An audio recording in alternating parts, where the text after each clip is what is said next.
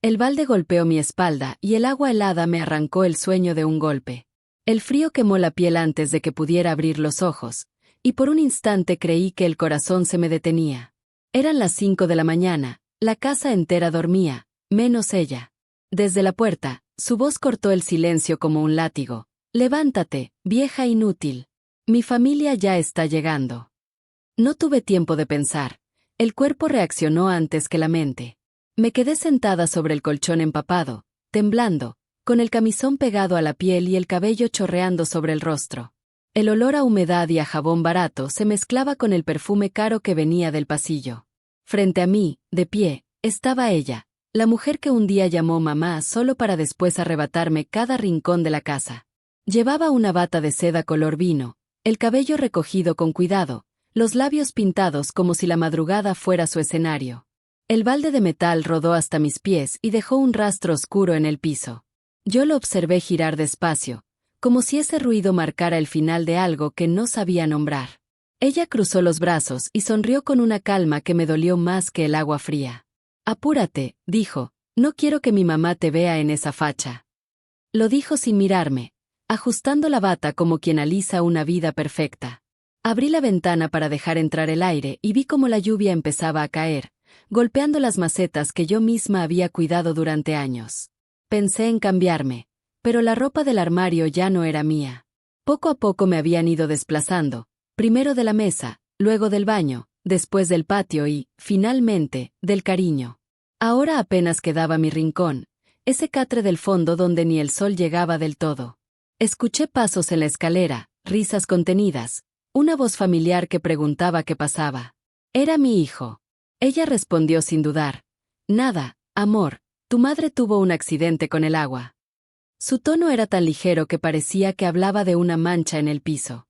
Me quedé mirando el reflejo de ambos en el cristal de la ventana y sentí que en algún momento, sin darme cuenta, dejé de ser su madre para convertirme en una presencia incómoda que se tolera por obligación. El reloj marcaba las 5:22 cuando las luces del portón se encendieron. A lo lejos se escuchó el motor de una camioneta. Su familia llegaba con paraguas, maletas y risas. El olor del café recién hecho inundó la casa, mezclado con el perfume de las visitas. Ella se miró en el espejo del recibidor, se retocó el labial y murmuró con voz baja pero firme: «No quiero escenas, por favor». Yo me quedé detrás, sosteniendo una toalla empapada, sintiendo que cada gota que caía de mi ropa era una palabra que nunca dije, una defensa que me tragué por años. Las puertas se abrieron, las voces llenaron el aire, los abrazos y las sonrisas ocuparon el espacio que antes era mío. Caminé hasta el porche sin que nadie me detuviera, escuchando cómo la lluvia borraba mis pasos sobre el suelo de cemento. Me senté en la banca bajo el techo, mirando hacia la calle gris, y por un momento deseé desaparecer entre la niebla. Nadie notó mi ausencia. Nadie preguntó dónde estaba. Desde adentro llegaban las risas, los saludos, el sonido de las tazas, y entre todo eso su voz, alegre, dueña de la casa que yo levanté con mis propias manos.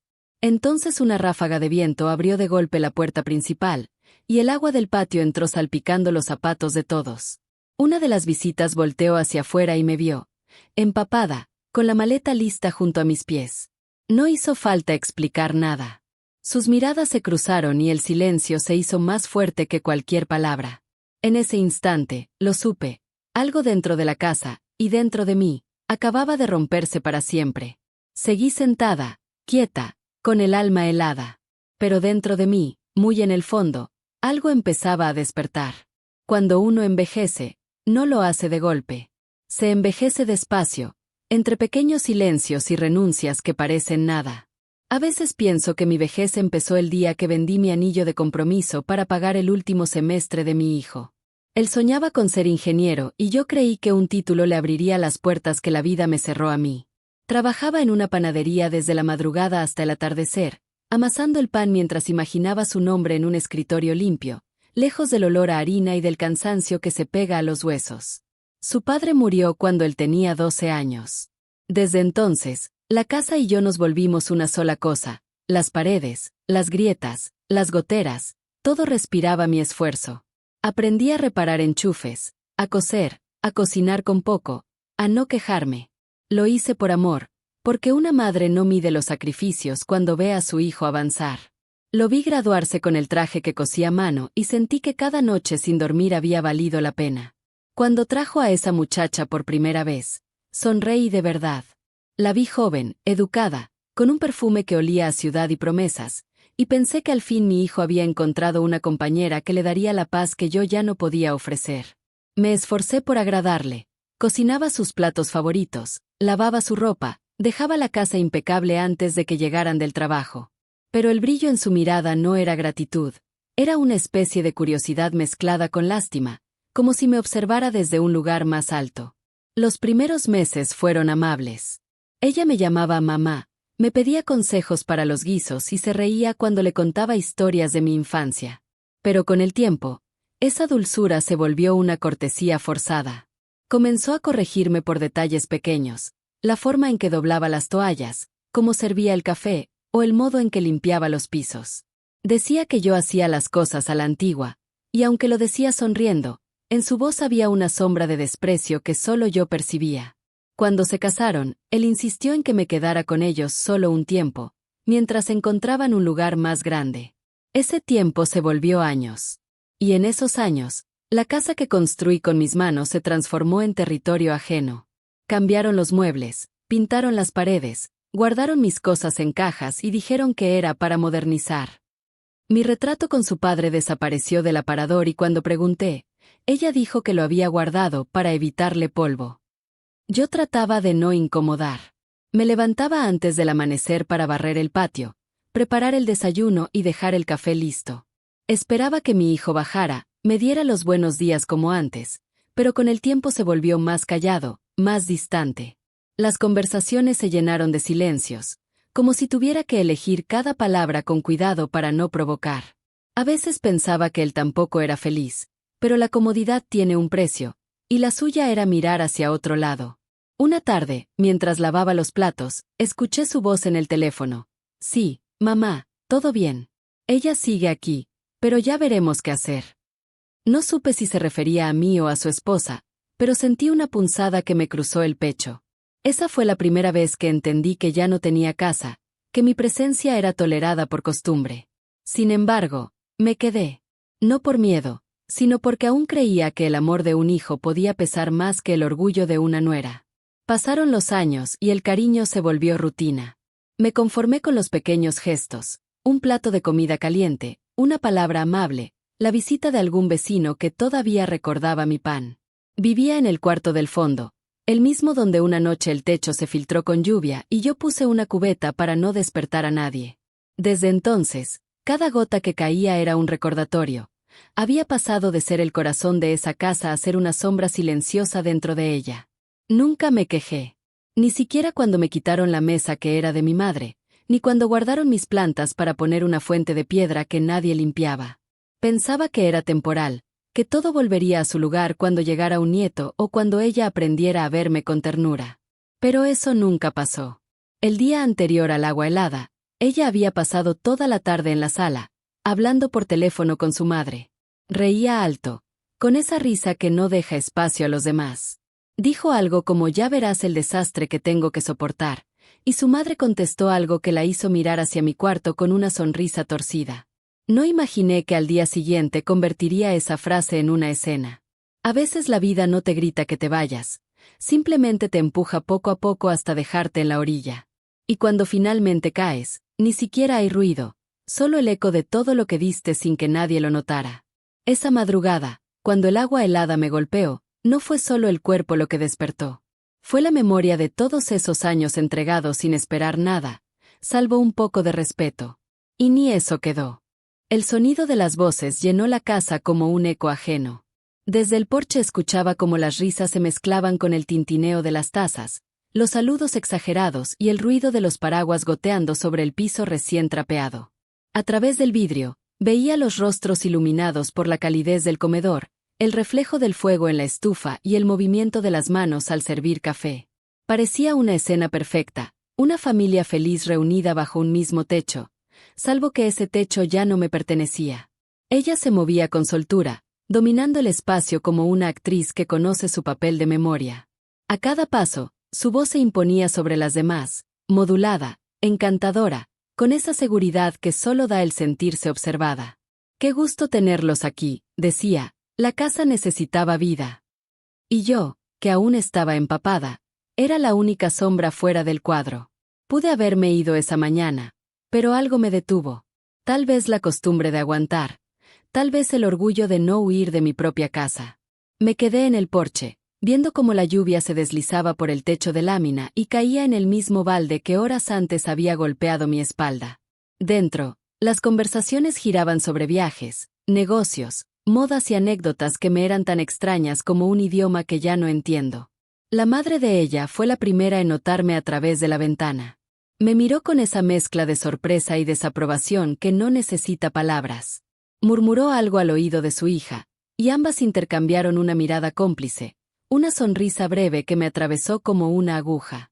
Ella salió al pasillo, fingiendo buscar algo, y con voz baja me dijo: «No te quedes ahí, te vas a enfermar. Mejor entra por atrás». Obedecí, no por miedo, sino porque ya no tenía energía para discutir.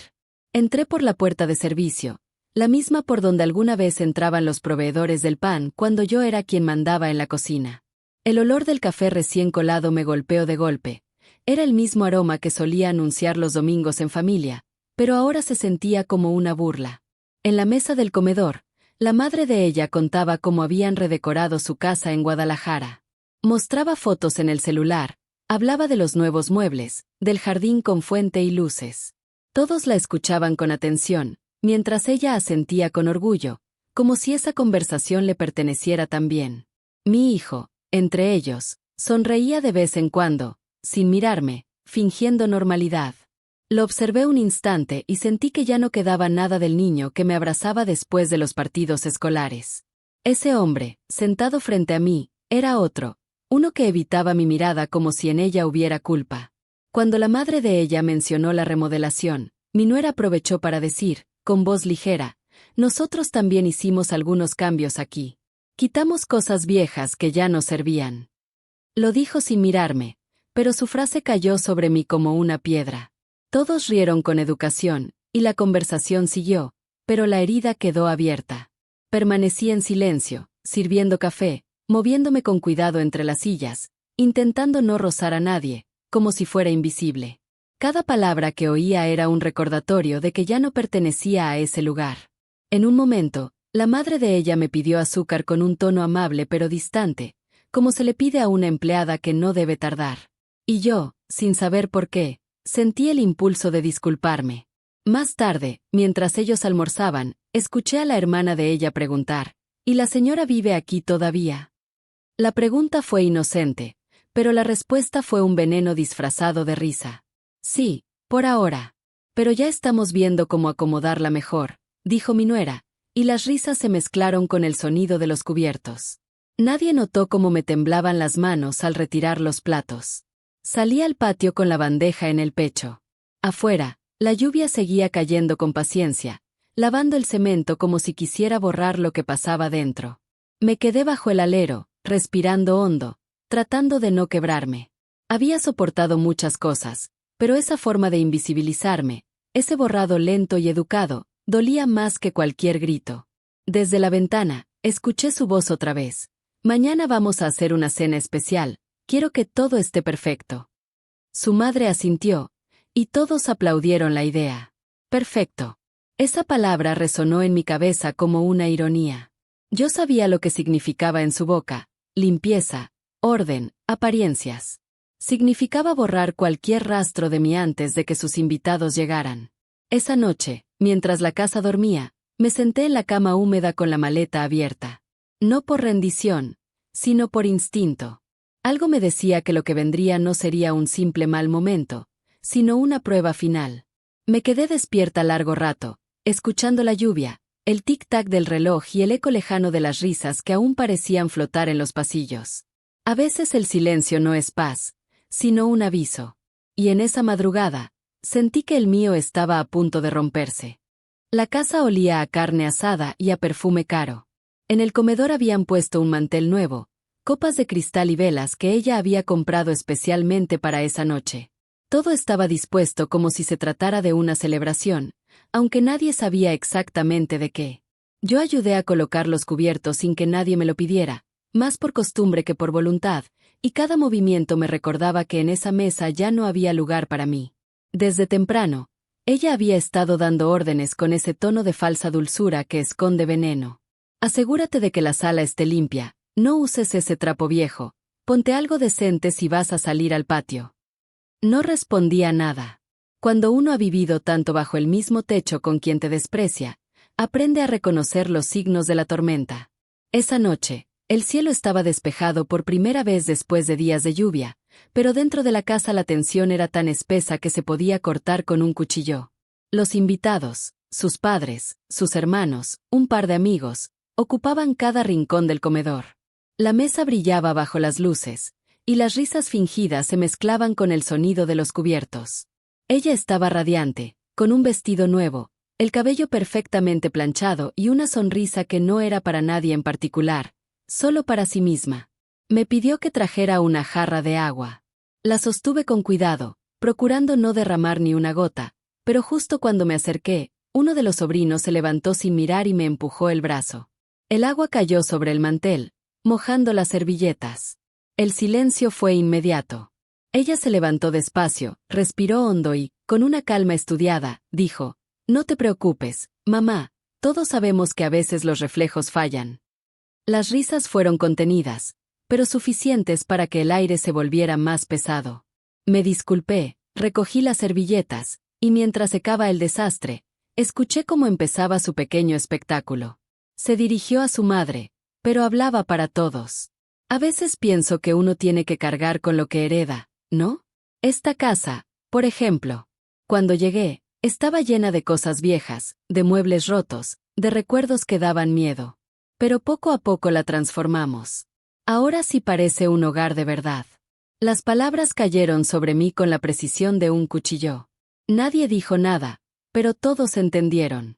Era su manera de borrar lo que yo había construido, de afirmar que todo lo anterior, mi vida, mi esfuerzo, mis años, había sido un estorbo que ella vino a limpiar.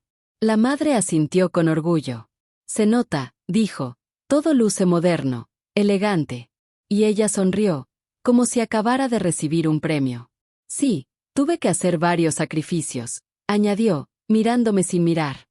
«Pero valió la pena». Mi hijo bajó la mirada. No intervino. No lo culpo. A veces el silencio de los hijos duele más que la traición de los extraños.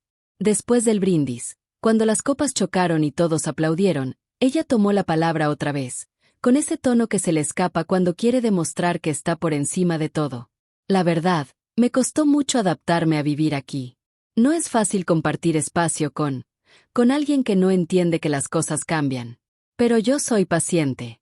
Y al final, lo importante es la familia, ¿verdad?». La palabra familia salió de su boca como una burla. Yo seguí de pie, al fondo, sosteniendo los platos, fingiendo que no me dolía. Nadie notó que mis manos temblaban. Nadie salvo la hermana de ella, que me observó con una mezcla de compasión y curiosidad, como si estuviera viendo una escena que ya conocía de memoria.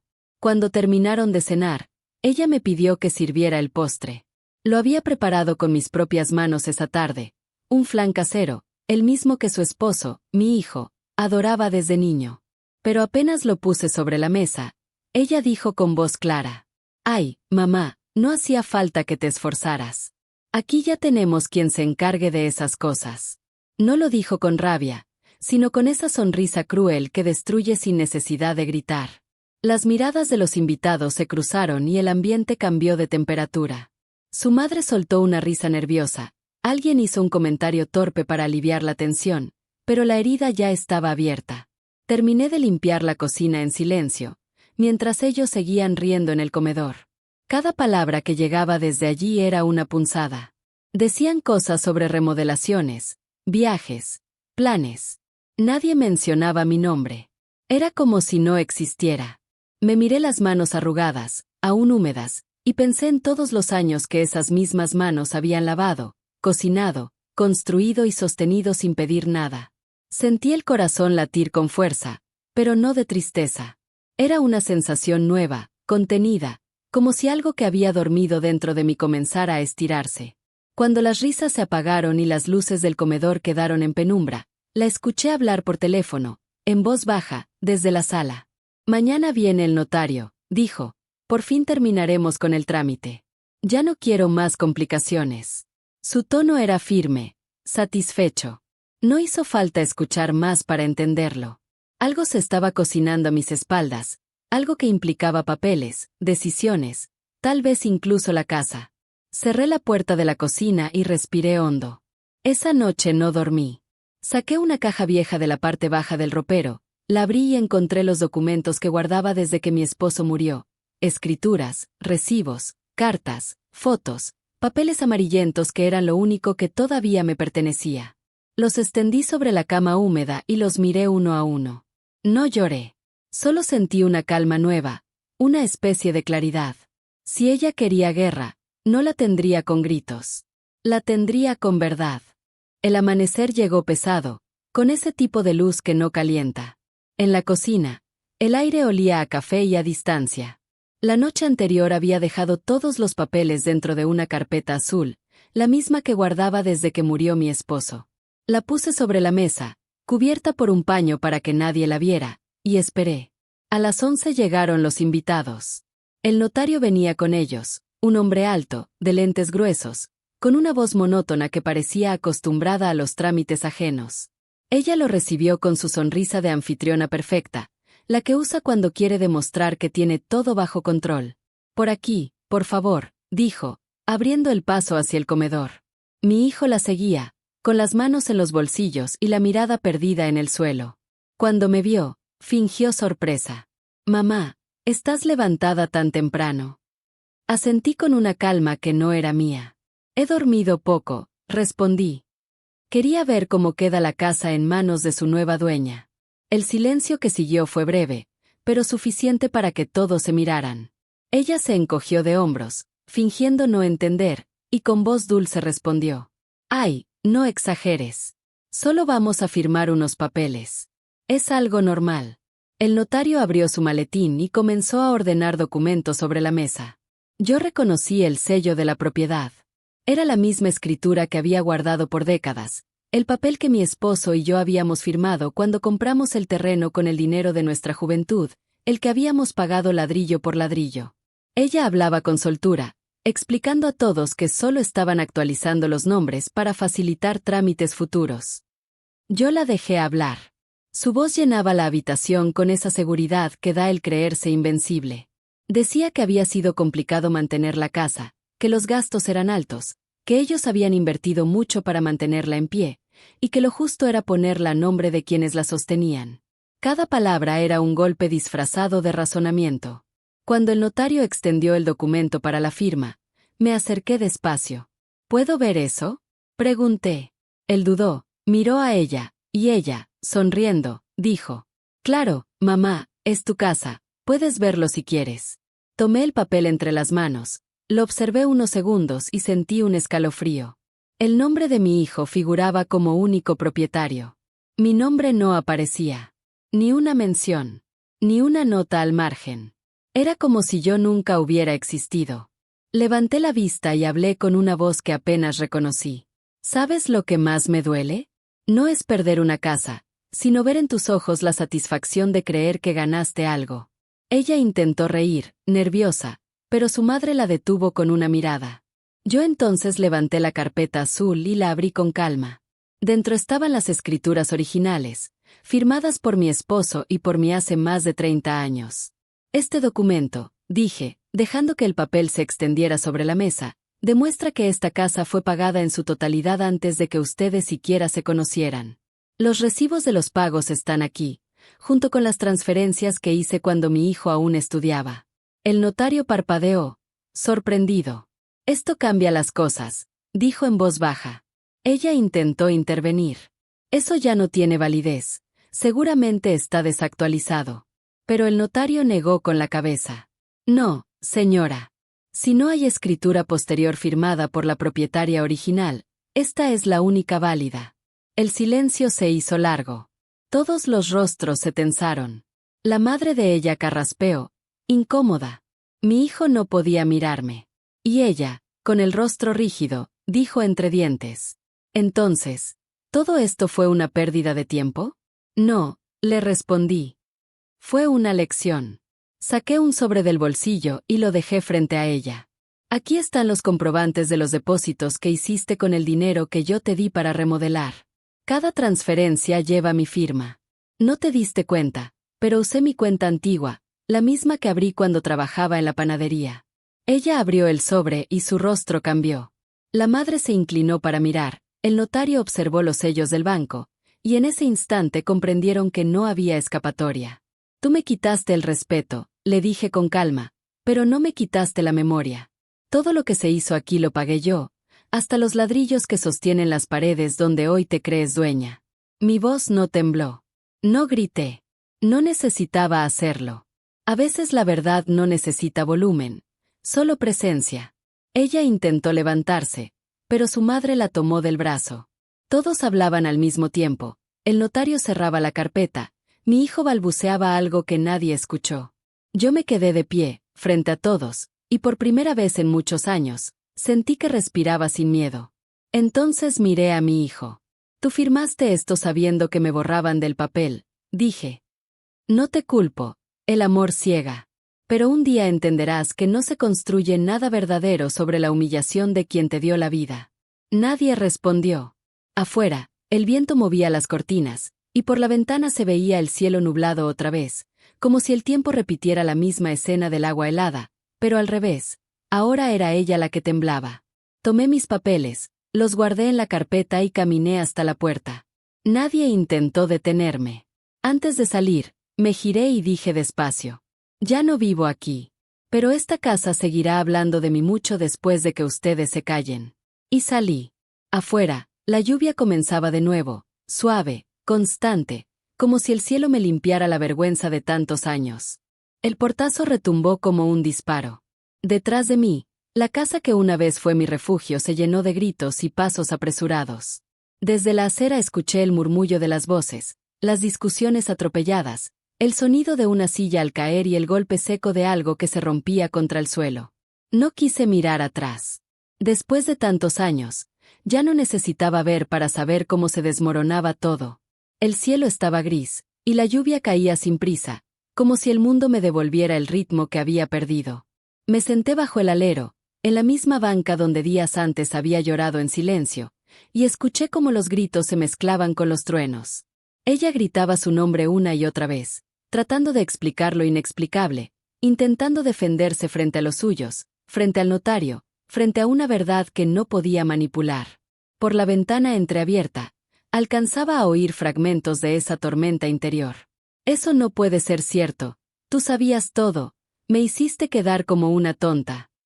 Y en medio de esas voces, la suya, quebrada, sin la fuerza altiva de antes, intentando recuperar el control que se le escurría entre los dedos. Su madre fue la primera en abandonar el comedor. Salió al pasillo con paso firme, con el rostro enrojecido de vergüenza. No la culpaba, la humillación pública duele más cuando la arrogancia se ha vuelto costumbre. La oí decir algo como no quiero volver a poner un pie en esta casa, y luego la puerta principal se cerró de golpe. Mi hijo la siguió, desesperado. Lo escuché desde lejos, su voz temblando. Mamá, espera, déjame explicarte. Pero ella ya no escuchaba a nadie. Lo que había pasado no necesitaba explicación, era el eco de años de desprecio cobrando su deuda. Dentro, el notario recogía sus papeles en silencio.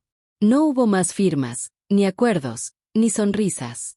Solo un aire pesado de vergüenza que lo envolvía todo. Él fue el primero en salir después de mí, con el maletín apretado contra el pecho, sin atreverse a cruzar mi mirada. Me dio las gracias en voz baja, como quien se despide de un testigo que ha visto demasiado. Cuando por fin ella salió, su rostro ya no era el mismo. Tenía el maquillaje corrido, el cabello desordenado y los ojos hinchados por la rabia. Traía el sobre arrugado entre las manos, como si apretarlo pudiera borrar su contenido. Me vio sentada bajo la lluvia y se detuvo un instante, respirando con dificultad. No tenías derecho a hacerme esto, dijo entre dientes. Yo la miré sin levantarme. El derecho lo perdiste cuando me echaste agua encima. No respondió. La rabia se le mezcló con el miedo, con la certeza de que ya nada sería igual. Detrás de ella, mi hijo apareció con el rostro pálido, los ojos clavados en el suelo. No quise que fuera así, murmuró. Pero sus palabras flotaron en el aire sin destino. La lluvia seguía cayendo, lavando los escalones, llenando los charcos que reflejaban las luces de la casa. Ella tiró el sobre al suelo y entró corriendo, gritando que no se iría, que esa era su casa, que nada cambiaría. Pero los papeles seguían ahí, empapándose lentamente, mientras la tinta comenzaba a correrse. Fue una imagen perfecta, la verdad extendiéndose sobre el papel, borrando las mentiras. Desde la calle, algunos vecinos miraban discretamente. No decían nada, pero sus miradas lo decían todo. Por años habían visto la fachada impecable de esa familia perfecta. Ahora veían la grieta. Los días siguientes, supe por el ruido y las visitas que la calma no volvió.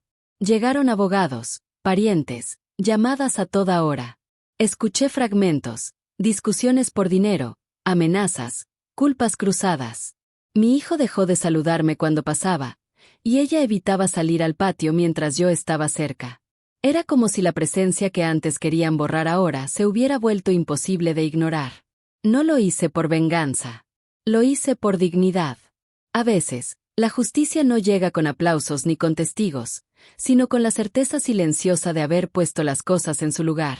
Una tarde, mientras barría el pasillo del fondo por última vez, escuché su voz otra vez, pero esta vez no había gritos. Era un llanto contenido, casi infantil. Dijo algo como nunca pensé que me lo devolvería así. Cerré los ojos y respiré. Porque en el fondo, no le devolví nada, solo le mostré el espejo que tanto temía mirar. Cuando la camioneta de su familia se marchó para siempre, la casa quedó en silencio.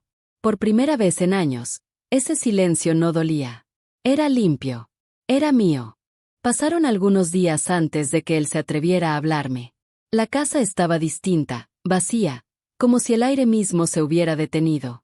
Los ecos de los gritos ya se habían apagado, pero en las paredes quedaban los rastros de todo lo que se rompió sin necesidad de ruido. Yo pasaba las horas en el patio, regando las pocas plantas que quedaban, observando cómo la lluvia lavaba los charcos que habían quedado de aquellos días. Una tarde, mientras el sol caía entre nubes pesadas, escuché sus pasos detrás de mí. Caminaba despacio, como quien entra en un lugar sagrado que ya no le pertenece. Traía en las manos una taza de café, la misma que usaba su padre. La dejó sobre la mesa de cemento y permaneció de pie, con las palabras atoradas en la garganta. «Mamá», dijo al fin, y el sonido de esa palabra fue como un temblor. No supe qué hacer. Todo se salió de control. No lo miré enseguida. El silencio era más elocuente que cualquier reproche. «Siempre supiste», respondí con calma. «Solo elegiste no ver». Sus ojos buscaron los míos con una mezcla de culpa y miedo. Se veía cansado, envejecido de golpe. En su rostro quedaba poco del muchacho que una vez me prometió que nunca me faltaría nada. Intentó acercarse, pero algo invisible lo detuvo, como si el peso de su propia vergüenza le impidiera avanzar. «Ella está pensando irse por un tiempo», dijo. «Necesita espacio». «Todos lo necesitamos», contesté. Se sentó frente a mí, en la misma banca donde yo había esperado bajo la lluvia aquella madrugada. Durante un largo rato no dijo nada. Solo miró el suelo, como si buscara en las grietas una excusa que lo salvara. Cuando por fin habló, su voz era apenas un hilo. «Yo solo quería paz. Y la confundiste con silencio», le dije. «Callar lo injusto nunca da paz, hijo. Solo prolonga la culpa». Sus ojos se llenaron de lágrimas, pero no lloró. La sostuvo, como quien aún intenta ser fuerte. Quiso tomar mis manos, pero yo las retiré con suavidad. No por rechazo, sino porque ya no necesitaba ese contacto para entender. «Vendrán tiempos difíciles», me dijo. «No quiero que pienses que me olvido de ti». «No te preocupes», respondí.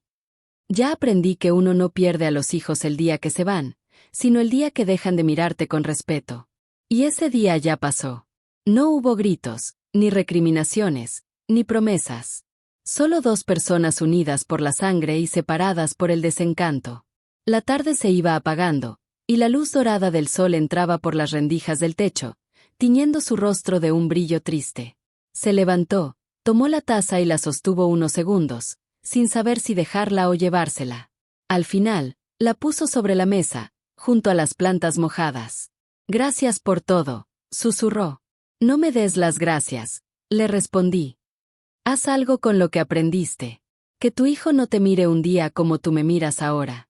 No dijo nada más. Caminó hacia la puerta, y antes de cruzarla se detuvo. Quise creer que iba a girar, a decir algo que cerrara la herida, pero no lo hizo. Solo se quedó quieto unos segundos, respiró hondo y siguió su camino. Cuando el sonido de sus pasos se perdió, el silencio volvió, pero ya no pesaba. Me quedé sola, sí, pero no vacía. Por primera vez en mucho tiempo, la soledad no era castigo, sino descanso.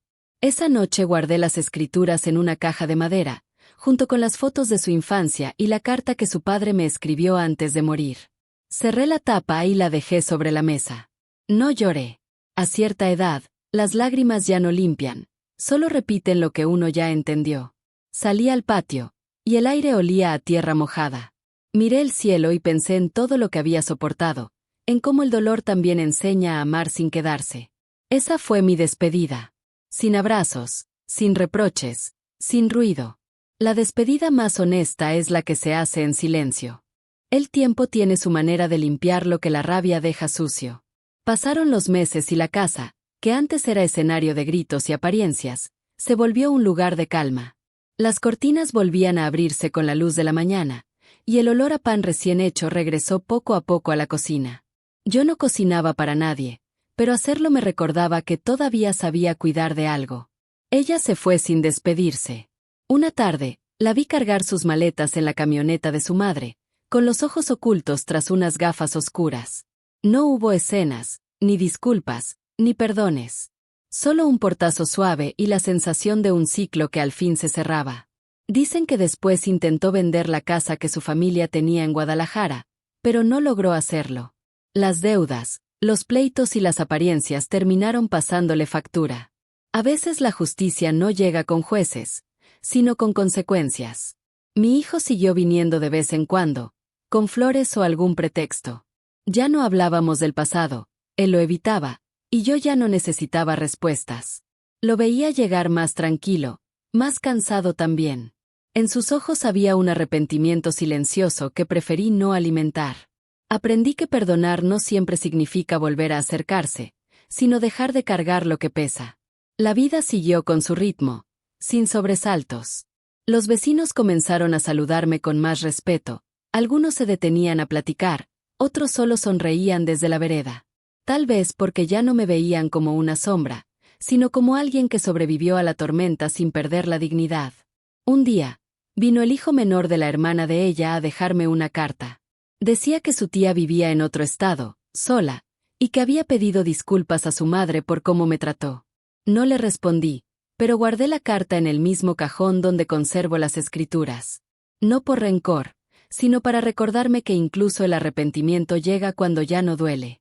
A veces, en las tardes, me siento en el porche con un café y escucho la lluvia caer sobre el techo. Pienso en aquella madrugada, en el agua helada que me despertó, y entiendo que no fue castigo, fue renacimiento. Aquel frío me arrancó del letargo en el que vivía. Me sacó del papel de víctima que había aceptado sin darme cuenta. He aprendido que una mujer no se mide por lo que soporta, sino por el momento en que decide dejar de hacerlo. El silencio que antes me pesaba ahora me abraza. Camino descalza por la casa, toco las paredes, y siento que por fin me pertenece, no porque sea mía en papel, sino porque ya no tengo miedo de estar en ella. La justicia no siempre se anuncia. A veces ocurre en lo más pequeño, en el pan que huele a hogar, en el jardín que vuelve a florecer, en la tranquilidad de dormir sin esperar golpes, ni gritos, ni culpas. No sé cuánto tiempo me quede, pero sé que lo que venga será mío. Ya no vivo a la sombra de nadie. Y si alguien me pregunta qué aprendí de todo esto, responderé que el amor sin respeto es solo un techo sin cimientos, y que la verdadera fortaleza está en irse sin odio, pero sin volver. Porque a veces, para recuperar la paz, no hay que ganar, solo hay que despertar. Si esta historia te llegó al corazón, suscríbete al canal, comenta tu opinión y comparte este relato con quien necesite recordar su fuerza.